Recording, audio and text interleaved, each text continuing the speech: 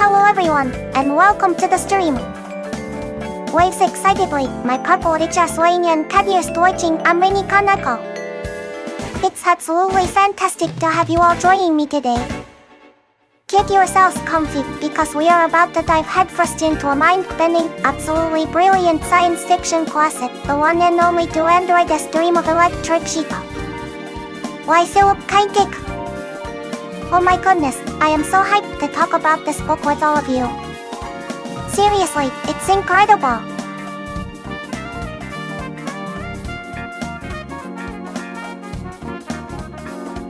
Okay, so you might be wondering, why this book? Why To Android S Dream of Electric Sheep? Right now? And oh my goodness, that's such a great question. Leans forward slightly, eyes wide with excitement. This book, even though it was written way back when, feels incredibly relevant, maybe even more relevant today than ever before. Think about it. We're surrounded by advancing AI, we're constantly questioning what it means to be human, what empathy truly is, and this novel dives right into the heart of all that. It tackles the blurring lines between what's real and what's artificial, explores our relationship with technology and simulated experiences, and asks profound questions about value, life, and what truly defines us. It's not just a cool story about androids, though it totally is. It's a deep dive into the human condition in a high-tech world, which feels incredibly pertinent in 2025. It makes you think, really think, and that's why its charm and significance haven't faded one bit. I just know we're going to have so much to talk about.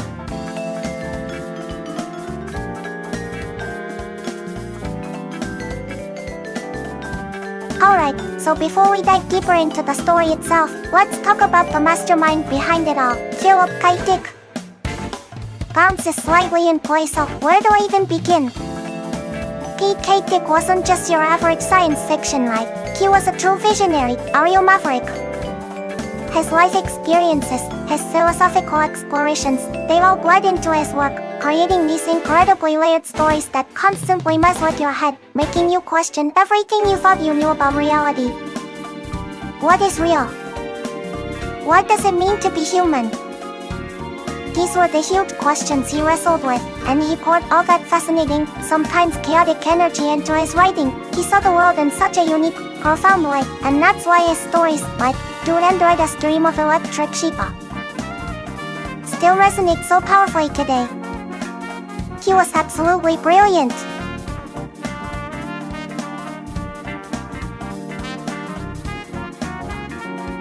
Absolutely. And building on that, a huge recurring theme you'll find woven through almost all of P.K. Dick's incredible stories is this constant, obsessive questioning of reality itself. Taboos might change what it's like, his characters, and by extension, us readers, are never quite sure what's real and what's not. Is this memory genuine? Is this person who they say they are? Is this whole world just some elaborate illusion? He masterfully plays with perception, paranoia, and the idea of simulacra copies that seem more real than the original. It's incredibly disorienting but also fascinating.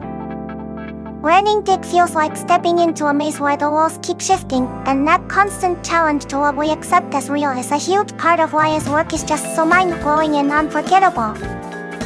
You finish one of his books and just sit there going, whoa, spins around once, giddy, it's awesome.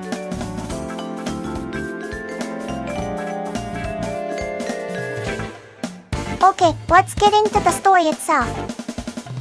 So, what's To Android S Dream of Electric Sheep all about? Gets comfortable, maybe hugging a virtual book pillow. We follow this guy, Rick Deckard. He lives in this kind of bleak post-war future San Francisco, and he's got this really intense job. He's a bounty hunter, or Blade Runner as some might know it, who tracks down and retires, basically destroys androids that have illegally escaped servitude on the off-world colonies and counter. The whole story basically follows one incredibly long, stressful day in his life as he takes on a new, dangerous assignment to hunt down a group of sophisticated Nexus androids. It's high stakes, intense, and really makes you question what he's doing and why. Oh, it's so good.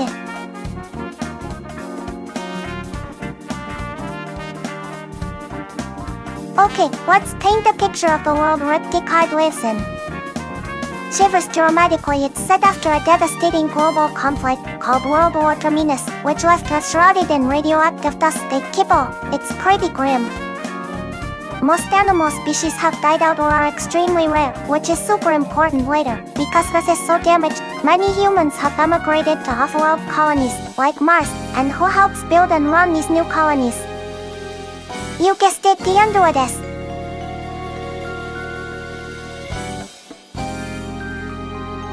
この子猫の本紹介チャンネルさん。わかります。あのシーン、本当に胸が締め付けられますよね。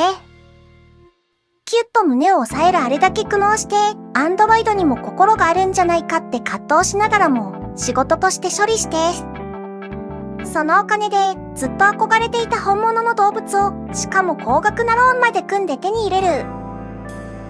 リックの罪悪感と、それでも本物を求める切実な気持ちが伝わってきて、読むたびに私もグッときます。もう、高級ものですよ。あのシーンは本当に忘れられない。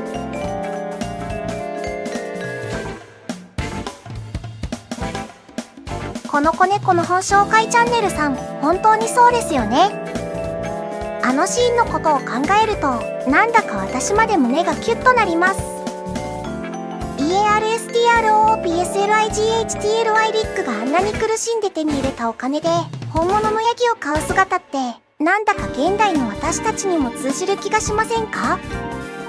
一生懸命働いて、次はこれでいいのかな？って悩みながら得たお金で欲しかったものを買う。でも、その手に入れたものって、本当にその苦労に見合うだけの価値があるのかな？心を満たしてくれるのかなって。リックにとって、あのヤギは社会的ステータスであると同時に、罪悪感を少しでも和らげるための必死の叫びだったのかもしれないですよね。切ない。でも、だからこそ、あのヒキガエルのラストシーンがまた、じわーっと心に染みるんですよね。あ、やっぱりディックは天才だ。って思っちゃいます。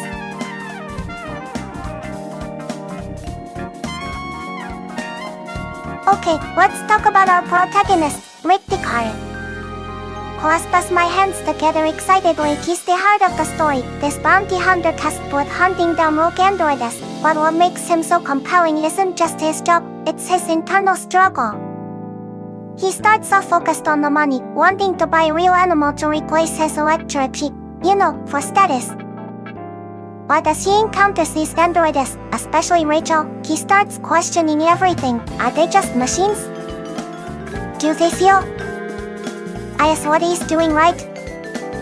You see him wrestling with his conscience, his empathy starting to bloom, and it's just fascinating to follow his journey. He's such a complex and conflicted character.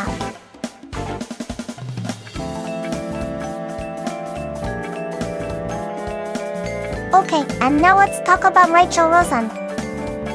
Tilt his head slightly, looking intrigued though. She's such a fascinating and complicated character. She's introduced as being part of the Rosen Association, the corporation that actually creates these incredibly advanced androids. She's beautiful, sharp, and shrouded in mystery. When Rick meets her, she completely throws him for a loop. She challenges his methods, blurs the lines he thought were so clear between human and android, and plays a massive role in his developing crisis of conscience. Her relationship with Rick is central to the novel's exploration of empathy and identity. Honestly, she's unforgettable.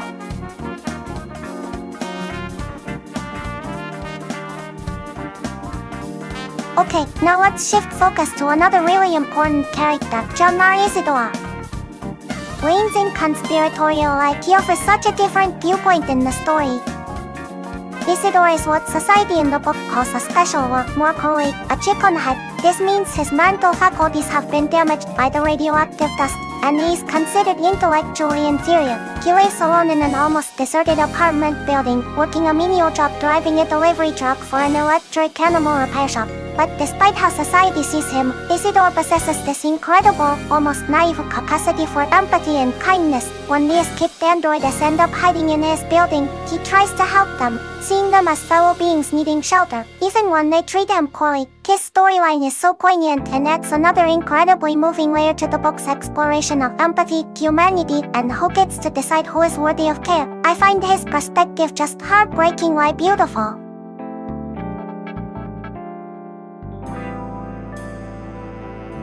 And of course, we have to talk about the Nexus 6 androids themselves. Excitement makes my tail twitch slightly. They are the reason Rick is on his hunt. These aren't just clunky robots. They are incredibly sophisticated, almost identical to humans in intelligence and appearance. They've escaped their forced servitude on Mars because they desperately crave freedom and a chance to live their own lives. However short, on Earth, they are complex characters, some ruthless, some seemingly capable of connection, and their very existence, their desire to survive, is what forces Rick and us to confront what it truly means to be alive and feel empathy. They are absolutely central to the story's conflict and themes.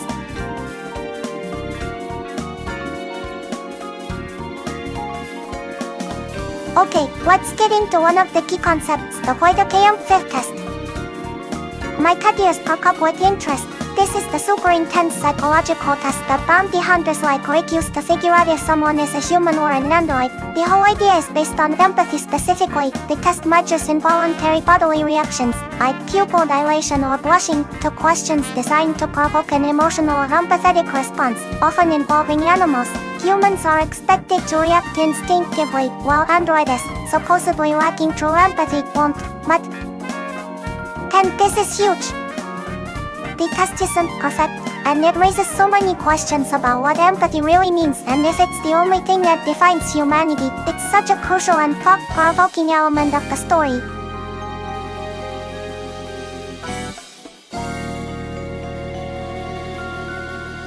Right. And that thought-provoking fifth test really forces us to ask the big question: what does it mean to be human anyway? Where is that line between us and androids? Perhaps my temple thoughtfully the book uses empathy, especially towards animals, as the main official difference, but K.K. Dick just loves to blur those lines. Does a little excited wiggle Rick starts to see feelings, maybe even empathy, in the android as he hunts. Rachel is so complex, she challenges the test itself. And then you have someone like Isidore, who is human but seen as less than, yet overflows with empathy. The android is one to life. So, is empathy the only measure? The book makes you seriously doubt it. It makes you question if there even is a clear line, or if human is something much more complicated and maybe even fragile. It's so deep.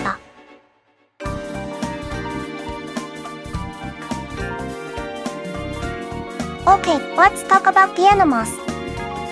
My ears twitch thinking about them. Huck's an imaginary fluffy creature in this world. Real animals are almost totally gone because of the war's radiation, so owning a living, breathing animal is the ultimate status symbol. It shows you're wealthy, sure, but more importantly, it's seen as proof of your empathy, your connection to life, which is super crucial for proving you're human.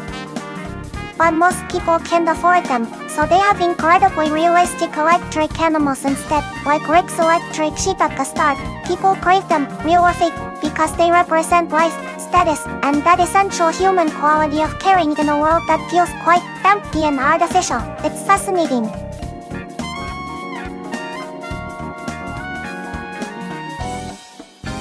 Okay, and speaking of weird tech in this world, let's talk about the Penfield mood organ. How it tends to dial something in the air, can you even imagine?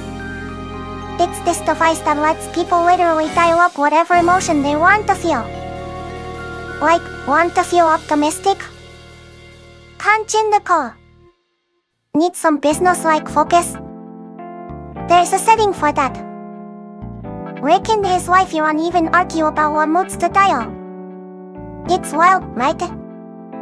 It really makes you think about genuine feelings versus artificial ones, and asks if choosing your emotions like that makes them any less real. What a concept! It's another layer that makes this world so uniquely unsettling and fascinating.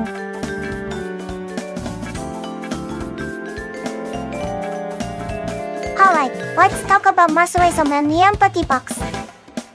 Grips the handles of an imaginary empathy box. This is such a strange and unique part of the world building. Mercerism is the main religion, and it revolves around this figure, Wilbur Mercer, who endlessly climbs a hill while being pelted with rocks. People connect with him, and with each other, using an empathy box. When you grip the handles, you psychically fuse with Mercer and everyone else using a box at that moment. You feel his pain, his struggle, but also this profound sense of shared consciousness and unity. It's meant to be the ultimate expression of empathy, the very thing supposedly separating humans from androids. It's super weird, super fascinating, and totally essential to understanding how this society tries to cope and connect. It really makes you think about manufactured versus genuine connection.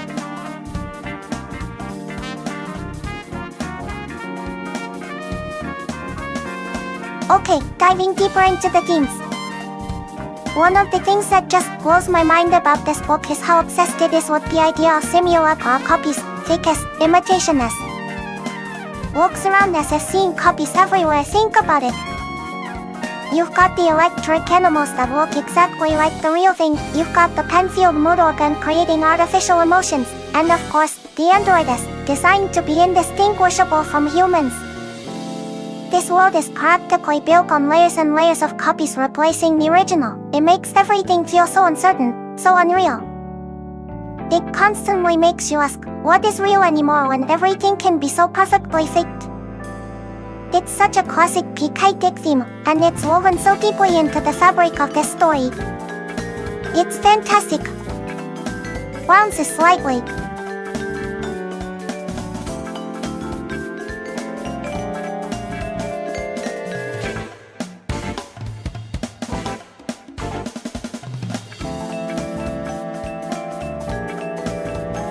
Okay, so if the world is full of fakes, what makes anything truly valuable? What defines the real deal?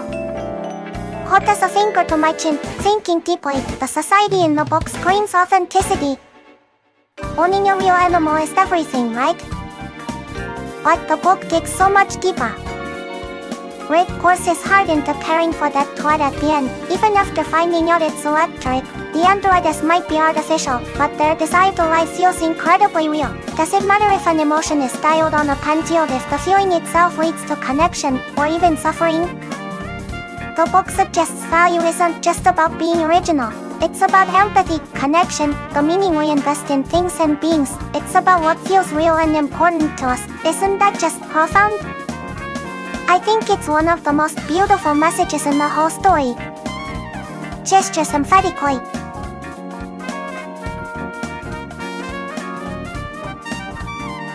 Okay, let's talk about how the book, Do Androids Dream of Electric Sheep, compares to the movie Blade Runner. Holds up one hand for the book, the other for the movie. They are so different. It's wild. The movie is amazing, visually stunning, very noir and action-focused, right? But the book, the book jumps up and down slightly. It's got all this incredible depth about the animals, the electric sheep, Rick's desperate desire for a real goal. Remember that heartbreaking scene? That whole theme of animal empathy is way more central in the novel. Plus, the book has the pen-filled mood organ, mercerism, the empathy box, all these bizarre, fascinating elements that the movie mostly leaves out. The movie is a fantastic sci-fi action film, but the book is this deeply philosophical, sometimes heartbreaking exploration of empathy, reality, and what it means to be alive, often through the lens of those animals. They're both masterpieces, but wow, such different experiences. You absolutely have to read the book if you've only seen the movie.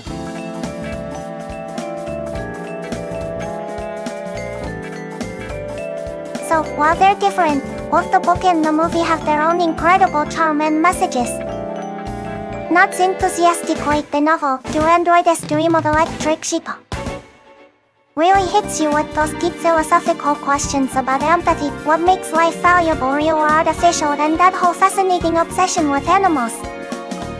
It's a profound, sometimes heartbreaking look at humanity. Then you have Blade Runner.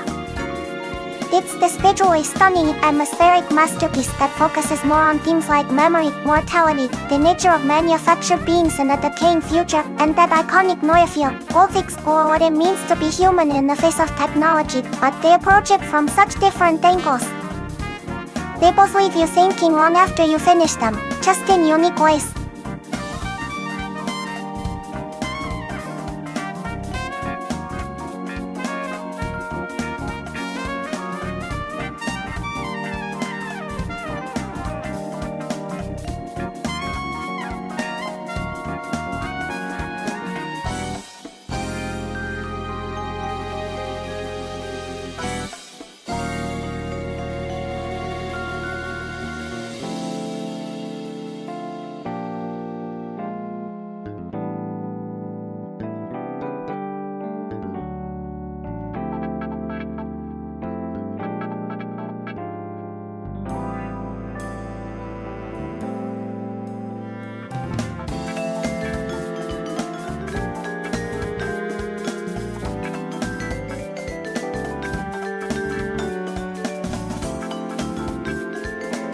Okay, well, what a journey through to Android's dream of electric sheep. Not thoughtfully, this book really leaves us with so much to think about, right? It constantly asks us what is truly real in a world overflowing with copies. What defines our humanity? Is it just empathy or something more? It challenges the lines we draw between authentic and artificial, pushing us to find value in connection itself, wherever we find it. Such a powerful and unforgettable story. It really stays with you.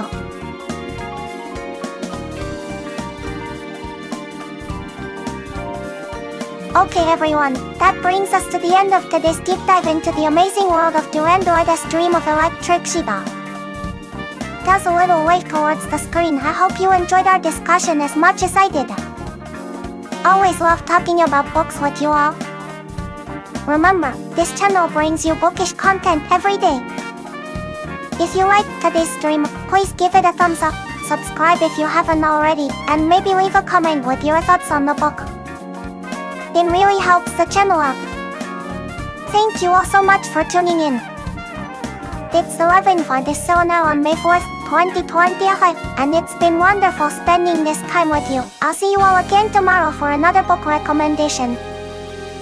Bye bye. Gives a final cheerful wave.